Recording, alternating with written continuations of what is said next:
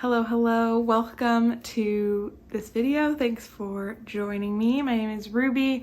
This is Ruby Red, and today I am going to try to finish my currently reading list. It's May. It's the beginning of May. So right now I am currently reading 6 books, and that's not inherently bad to me. I do always have a couple of books going all the time, but I've been consistently having a ton of books on my currently reading shelf, which can sometimes drain my energy just knowing about them. And especially when some of them have been there for kind of a long time. So it's not like I'm constantly having new things to read. It's like I have a bunch of things that I've been reading for a long time, and I'm still bringing new stuff onto my shelf. So I just want to clear it out and try to scale it back. I need to finish all of these books, and so we're gonna do it together. The oldest book on my TBR, I started this book on October 30th of 2021. It is Tarot for Change by Jessica Dorr. This is a tarot book where for each card, Jessica has kind of told a story, or maybe it's more of an essay, kind of using the card and maybe the traditional interpretations or just the imagery to relate a psychological concept or phenomenon or something. So it's, how to use the cards for self-care, acceptance, and growth. And I really love her writing, and I was really enjoying this book, and then I just sort of put it down and I stopped picking it up. It's not even the kind of book that I would maybe usually put on my Goodreads as a book I read, because it's, in some ways, I think maybe I will generally use it more as a consulting text for using the tarot cards for self-care, acceptance, and growth. But I did just want to read through the whole thing once before I just reference it. And I have found a lot of really interesting concepts and things that intrigued me and things that I've maybe been able to apply to my day-to-day to try to feel better. So that's very cool, and I do want to finish this just so that I can take it off of my currently reading shelf. I'm not sure what my approach is going to be. I think maybe I will just take all of the cards that I haven't yet read the little thing for out of my deck, and then I'll pick 2 a day or something, and I'll just read those 2, and in that way I won't be going through it in a linear way, but maybe I'll have some timely messages to receive. Do you know what I mean? So I'll organize that later. And also that will, if I do 2 a day, that could still take me a long time. Whatever, moving on. Then on February 15th, I started The Secret Lives of Bats by Merlin Tuttle, and I was really enjoying reading this. It was very, very fun to read. Merlin is a cute storyteller. Cute is maybe a weird word to use here. The bats are cute, and he tells some cute stories and some not cute stories that are, alarming or more interesting. But I had a library copy that I just had to return. And I am currently waiting on a hold to get it back, but it might take another week or so to get to me, but I want to finish that book. The next book that I'm currently reading, and I'm almost a quarter of the way done with, Lost Connections by Johann Hari.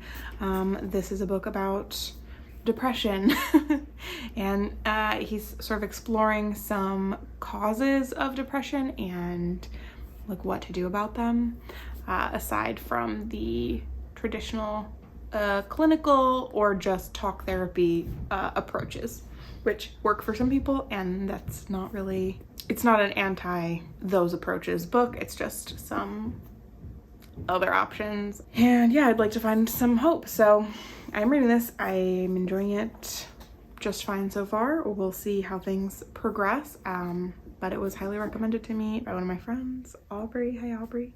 And I want to finish it. What else can I say? The next book is another ebook. It's on my Kindle. It is The Book of Form and Emptiness by Ruth Ozeki. This is one of my 5-star predictions. I started it, April 2nd, and I was reading it, and then I basically took a break from it for my like Tahoe vacation, but I was kind of having a rough couple of days before that even. So I wasn't really reading it. So I just really only read it right at the beginning of the month and then a little bit right at the end. And now I'm like needing to get back into it. It's about a boy, Benny. He can hear objects. They talk to him, or even if they don't talk to him, they talk. And so he can hear them, and I'm not really sure where we're gonna go from there, but it's really good.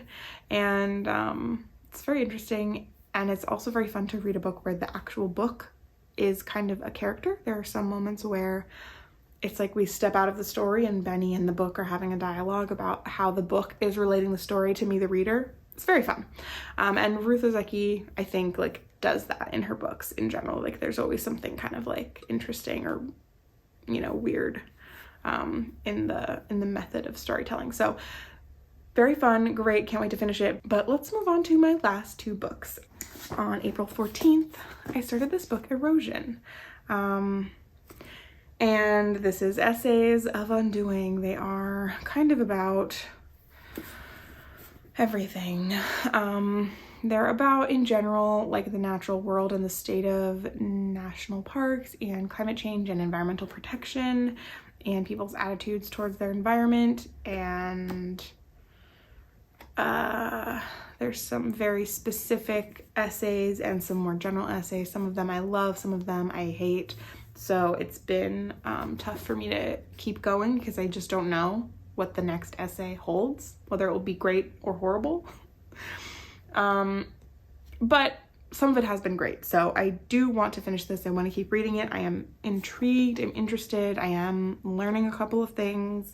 I love that. So I do want to finish this so that it can be finished.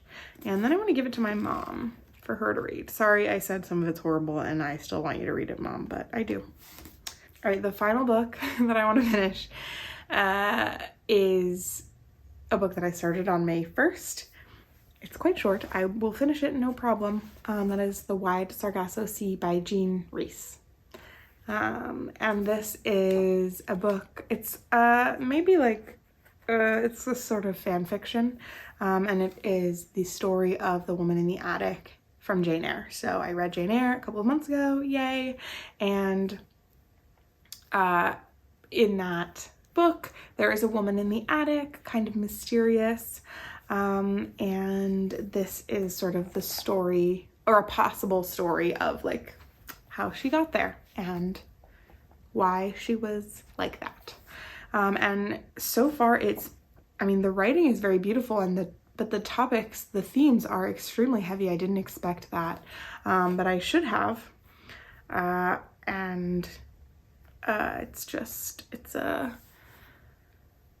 It's a very, I think, going to be very impactful little book. So I'm about more than halfway through, and I'm really enjoying it. So I will also be finishing this book, and then there will be no books on my currently reading. And I think I'm not allowed to start another book until I finish, well, at least 5 of these. How's that? Maybe I shouldn't have said that. We're just gonna see how things go. Please wish me luck. I need it. Okay, really quick to update you. I maybe could have had all of this information ready to go when I sat down to open up this video, but I've gathered all of my books once more to do some math. And here are the stats for anyone interested. Terror for Change. I have 30 cards left to read about. And I did find the audiobook of the Bat Book from Hoopla, which is great because then I don't have to worry about trying to get that hold in and the other thing that I did. So that's better. I did not know exactly where I was, but based on the chapter titles, I kind of remembered that I did listen to, which chapters I had actually read, because the chapter titles are very descriptive. So I know that I am 70% of the way done with that book. I have an hour and 45 minutes of listening left. So I'll probably finish that in the next couple of days. while I'm working. Fantastic. For the, I don't remember what's next. Book of Form and Emptiness, I have 387 pages left. So that's the most. I have 68 pages of Wide Sargasso Sea. I have 219 pages of Erosion and 233 pages of Lost Connections. So that's the stats. I have a lot of reading to do. I have to pick my 2 cards and then read something else. So good night. It's a couple days later and I have finished a couple of things. So I finished, first of all, The Secret Lives of Bats by Merlin Tuttle. I gave that 4 stars. I actually had even one less chapter in that audiobook left than I thought. So that was less than an hour and 45 minutes. Obviously, I finished that right up. And it was very fun. I really liked it. I thought that was a great book. Merlin Tuttle is like maybe the #1 bat biologist. And he has traveled the world studying and photographing bats. A huge part of his work as a conservationist has involved working on like photo campaigns and articles for education on like what actually bats are all about, because people think that they have rabies and they're attacking them and they're dangerous and dirty and horrible and, you know, they're destroying crops and blah, blah, blah. And basically throughout this book, he walks you through interactions that he's had with communities being plagued by like a whole variety of different types of bat, and how he either did like an educational campaign or he worked with the local like wildlife people to kind of educate them a little bit better on like which bats are, you know, really essential to the ecosystems and are, you know, doing what pollination and seed dispersal and all that. So that was super interesting. I don't think I retained all that much of the specifics. Like I don't remember that much about specific bats, but yeah, he does have a whole lot of stories that are just like him doing something so dangerous and then luckily it works out. Or just like being like, he's just a goofy little guy. So he's getting himself into these situations that are dangerous, or he's, you know, coming into contact with all sorts of unsavory characters. And he's just like so earnestly like all about bats that they're like, what are you doing here? This is our moonshine cave. We're gonna kill you. And he's like, I'm just here to count the bats. Do you guys mind? And they're like, what do you mean you're gonna count the bats? And he's like, yeah, I'm studying bats. And they're like, why? And he tells them all about bats. And now he's got these moonshiners who were literally gonna kill him a minute ago. And now they wanna like count the bats with him. It's just like so funny. So great book. And I'm glad I finally finished it. Yay! And then I also finished Wide Sargasso Sea. I had very little of this left to go when I started this little video. So I'm glad that I did that. This was quite a book. So it's telling the story of the woman in the attic from Jane Eyre, from her perspective. So it kind of gets into her backstory. She's a Creole woman, a white woman, who was born to, well, her father was a like plantation owner in Jamaica, I think.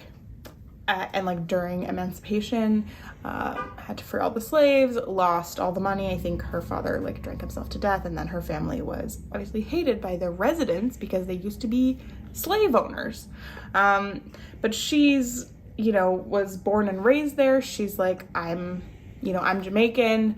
So there's some like identity stuff that this gets really into, as far as race and class, and all of that.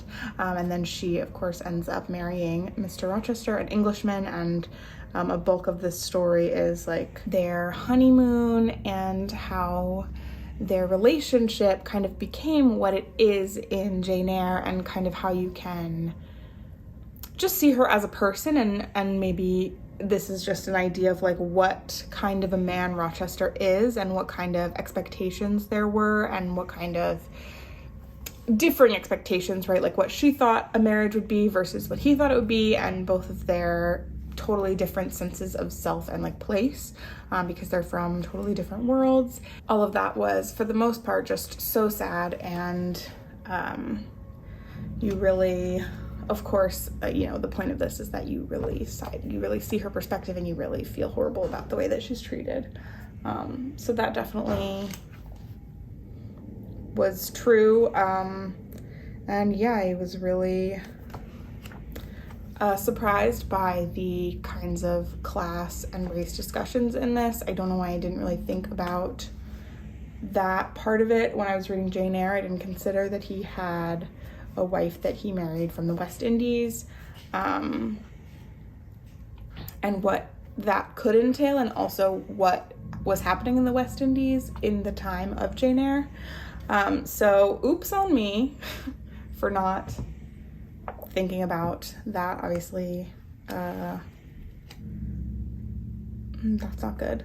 But yeah, I'm really glad that I read this, and I think you can certainly read it as just like a very sad little story of, I don't know, identity and power and loss or whatever. But if you have read Jane Eyre, I think that's even better. So I finished the audiobook.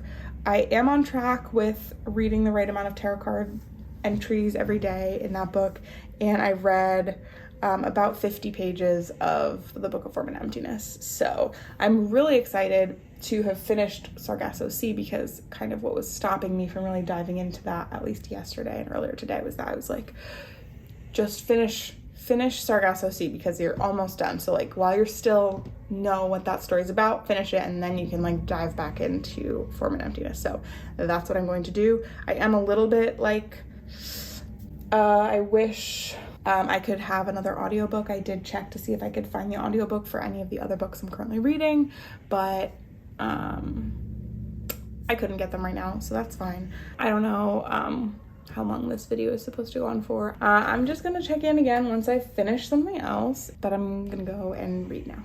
Okay, so I did intend for this video to be more of a vlog, but that's simply not what it is. I just think technically this is maybe more of like a long form wrap up. Regardless, here we are to do the wrap up. I have finished the Book of Form and Emptiness by Ruth Ozeki.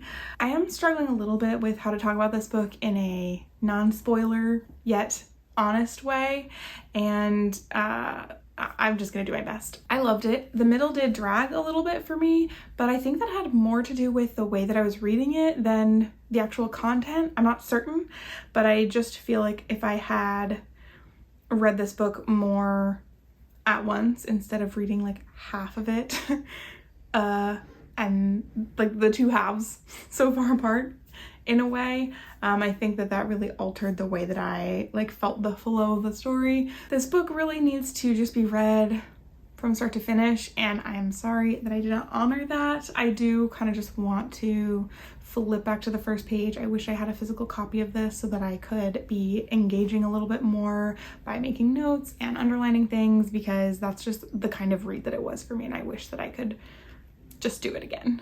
This story does touch on some darker topics, content warning for death of a parent/spouse, hoarding, mental illness, institutionalization. There were mentions of child sexual abuse, police brutality, self-harm.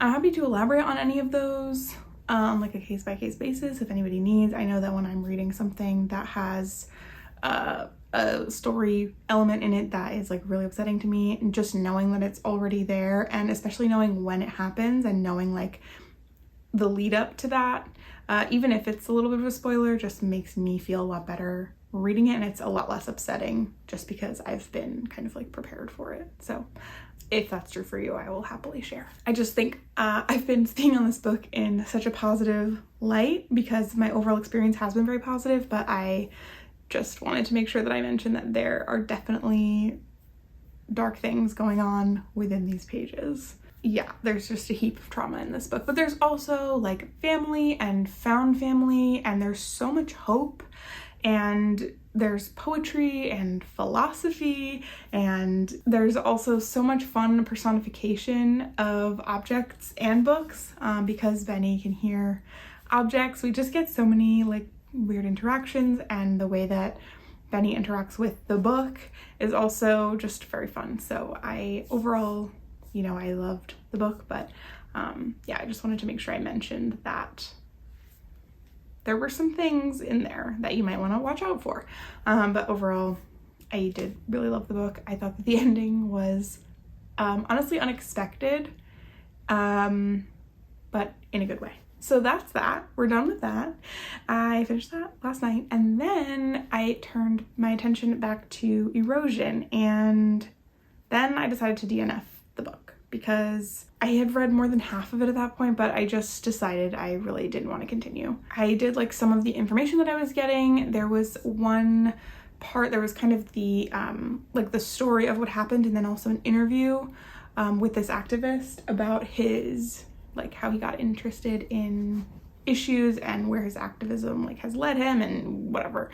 So the interview was very interesting, and the actual incident that was most notable is that he went to prison for 2 years, federal prison, because he attended an auction where the Bureau of Land Management was auctioning off leases for public lands in America, and they lease these lands to oil and gas companies to extract natural gas and like oil, and you know, it's a fossil fuel thing.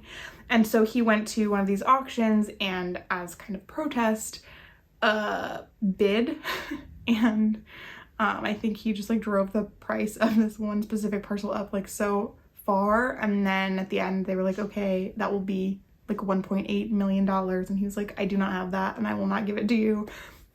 And then he went to prison. I mean, come on, that's like, it's just like that's what we're gonna be the most upset about, because I'm like, stop leasing public lands to like fracking companies, maybe, because it's literally poisonous, it's so toxic, it's murdering people. Anyway, so that was all very interesting, but then there were just so many other essays that I was coming across that the language was not as smooth, and it kind of reads like she thinks it's smooth, but it didn't read like that to me at all. It was just like a little bit confusing, and there was so much, I want to say self-insertion, but it's, maybe that's not fair because maybe this is just more of a memoir than I was anticipating.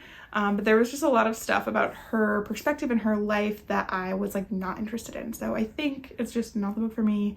I'm sorry to me for making me read it.